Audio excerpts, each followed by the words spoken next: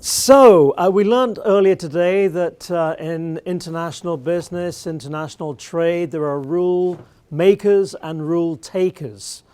So as I was reading the instructions for the conference, I decided to be a rule taker, and I decided to make my presentation for 15 minutes. So it's probably going to be a little bit short, which gives us more time for discussion. Secondly, as I teach in the doctoral program here also, one piece of advice I give to my students who are going to make a presentation at an academic conference is minimize the text. A picture is worth 1,000 words, and tell a story. So one thing I'm going to try to do this afternoon is to tell a story. Tell a story about the port of Trieste.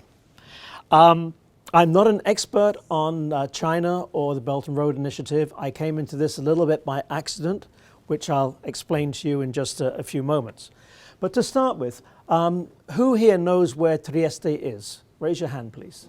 Oh, wow, okay. How many of you looked to see where Trieste is after you saw the presentation title? No, that's good, okay. So about half the audience knows where it is, which is more than most people. Here at Rollins, we have a partnership with a business school at the University of Trieste. And every year we send a group of students there to do a consulting project for a local company. And last year I led a group of 6 students. We worked with MBA students from Trieste, and we actually did a project on the port of Trieste because they're looking to expand, and one of the things they were looking at is potential partners. And what came up in that discussion was that they were already talking with some agencies in China about investing in the port of Trieste. This year in March, I went back to Italy with a different group of students to work on a different project. And just before we went to Italy, guess what happened? An agreement was signed. President Xi was in Italy with a number of Chinese business people, including the chairman of the Chinese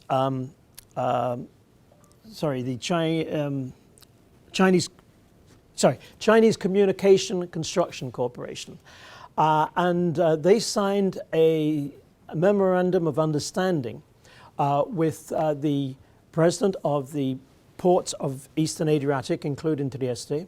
And those 2 gentlemen are in the center there. And on the right side is the Prime Minister of Italy, Giuseppe Conte. This was a surprise to many people.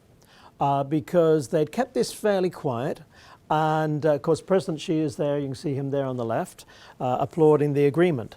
And this memorandum of understanding contained 29 separate agreements, primarily dealing with Chinese investment in Italy and opening up some Chinese markets to Italian goods. Now, like some of the other, so the question I have here is, why Trieste? What's so special about Trieste? And I'll come to that in just a moment. But like several of our previous presentations today, I'm going to cover a fairly wide area. A little bit is history, a little bit is geography, a little bit is politics, and some is economics as well. I don't need to talk too much about the Belt and Road Initiative itself. I think most of you understand what it is and why it's important. But from a maritime perspective, as the previous speaker said, the road link isn't that so important, at least for taking business to doing business with Europe. The reason is because it's slow and it's bureaucratic, because the road link or the rail link goes across many countries, and each one has got separate needs for paperwork and documentation, and that slows everything down. Whereas the shipping routes through the Suez Canal and into Europe are much easier. You load the goods on the ship in China, you sail them around to Europe, you unload them. It doesn't matter which port in Europe you unload them in, as long as it's in the European Union, because the paperwork is the same. Of course, with the exception of this place up here, which might no longer be in the European Union. And speaking as a Brit, I am very sorry about that. But so from a maritime perspective, the ports in Europe are very important to China.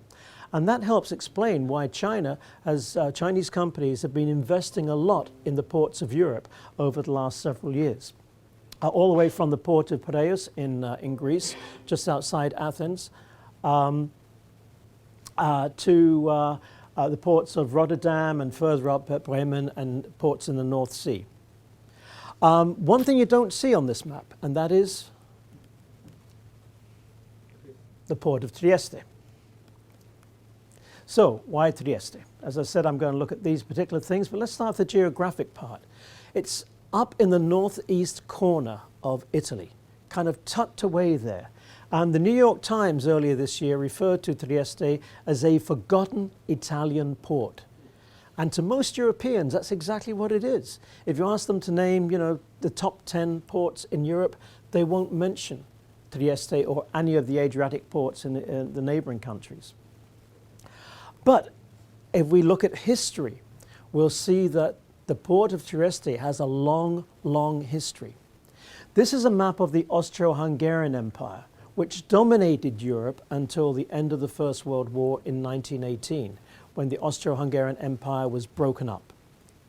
In the Austro-Hungarian Empire, there was one major port, and that was Trieste. Trieste was associated with the first Hungarian Empire and then the Austro-Hungarian Empire for hundreds of years, from the 1300s right up until the dissolution of the Austro-Hungarian Empire in 1918. And an important thing, think about when this agreement was signed. It was signed in March this year, March of 2019. In 1719, 300 years previously, the emperor of the Austro-Hungarian Empire gave Trieste the designation of a free port. That's really important because a free port means that goods can come in, goods can go, can be stored there, they can be unpacked, repacked without having to pay taxes. And this designation as a free port is something that Trieste keeps today, 300 years later. Another part of its history, at the end, after 1918, this part of Eastern Italy, it was now Eastern Italy, which formerly was part of the Austro-Hungarian Empire, was given to Italy. At the end of the Second World War, 1945, you had Italy here, and over here you had the former country of Yugoslavia, which was a communist country. It was led by General Tito. In 1945, the Yugoslav army occupied the area where Trieste is right now, including the port of Trieste. And they said, this belongs to us. We are the descendants of the Austro-Hungarian Empire. This port belongs to us. We need it. And it wasn't until the Allied forces moved in and kind of told the Yugoslav army to back out. That happened in 1945, and they agreed to partition the area. Well, without going into too much of the history, to cut the story short, the northern part here, including the port of Trieste, became, again, part of Italy. The southern part down here was handed over to Slovenia or to Croatia, which were parts of Yugoslavia and eventually became separate independent states. Now, why is that important? It's important because, keep in mind, Trieste was given the free port status 300 years ago. And this status was guaranteed after the Second World War by the USSR and Yugoslavia. Well, the USSR is no longer there. Yugoslavia is no longer there. So the free port status of Trieste cannot be changed. Nobody has the authority to change it. The government of Italy can't change it, and the European Union can't change it. So it has a permanent free port status, unlike any other free port in Europe. So let's move on then. So why Trieste? Well, traditionally it had very good connections with Central and Eastern Europe, and those connections are still there today.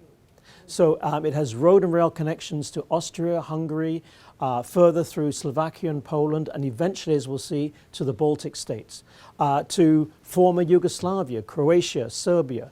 And these communication systems are very, very good. also to parts of southern Germany as well. In Europe, there's a trans-European transport network, and once again, we see here Trieste is down here with some of its neighbouring ports, and the Baltic-Adriatic corridor goes all the way up through Eastern Europe, all the way up to the Baltic up here. So again, very, very good transportation links. So, coming back to this agreement then, this Memorandum of Understanding, 29 agreements, some worth somewhere between 2.5 billion euros and 20 billion euros. Nobody is exactly sure how much it's going to be. Is it good for Italy? On the whole, people would say, yes, it is good for Italy. For one thing, there's promises of investment in the port of Trieste. And those investments are going to be useful in expanding the port and increasing the amount of trade going through.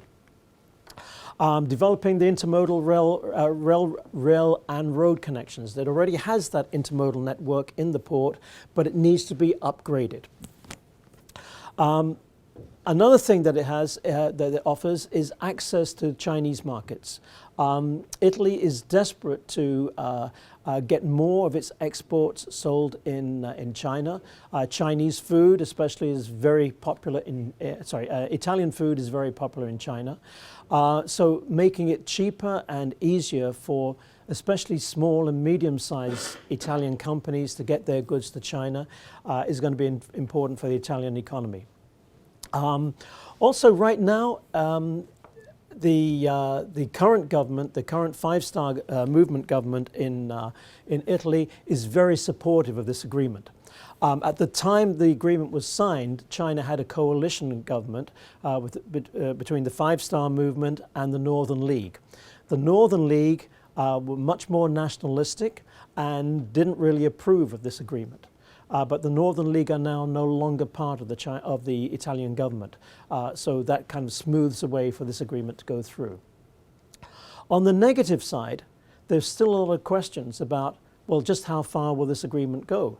How much investment is there going to be in Italy, and especially in the port of Trieste, by Chinese companies? And there's another underlying thing as well, which is similar to what we've seen in Africa and in South Asia, that if there is an offer of Chinese investment which is linked to loans, will the port of Trieste and perhaps the Italian government be able to repay these loans? And if they can't repay the loans, will that lead to a Chinese takeover of the port of Trieste? This is what happened also in Greece, where the port of Piraeus is now operated on a 99-year lease by a Chinese company. From the Chinese perspective, this is certainly a good idea. If I can just go back very quickly, I should have put that other map in here. Yeah, here we go. Right now, ships coming from China either stop in Piraeus. The problem with Piraeus is that the road and rail links into Central and Eastern Europe are not very good. Especially in Bulgaria, the railroad system in Bulgaria needs radical overhaul. So the infrastructure in the Baltics is not really conducive to Piraeus becoming a major port. The alternative right now is, well, Genoa again doesn't have the good connections to Eastern Europe. So the alternatives are going all the way over to the Northwest Europe, to the major ports like Rotterdam, Bremen and so forth. But that's another at least 7 days journey for most ships to go around. Whereas the port of Trieste offers 3 days from Suez and really cuts down the travel time and the expense. So, as far as China is concerned, faster routes to the markets in Central and Eastern Europe, and this is going to help the Made in China 2025 project, which we heard about earlier today. The idea of China developing more value-added products, especially in the high-tech area, and moving up the value chain. And this, in turn, will help China achieve the high-income status by 2027, which is one of the goals of the government. Another advantage of Trieste, especially more so than any other ports in the area, is its deep water harbour.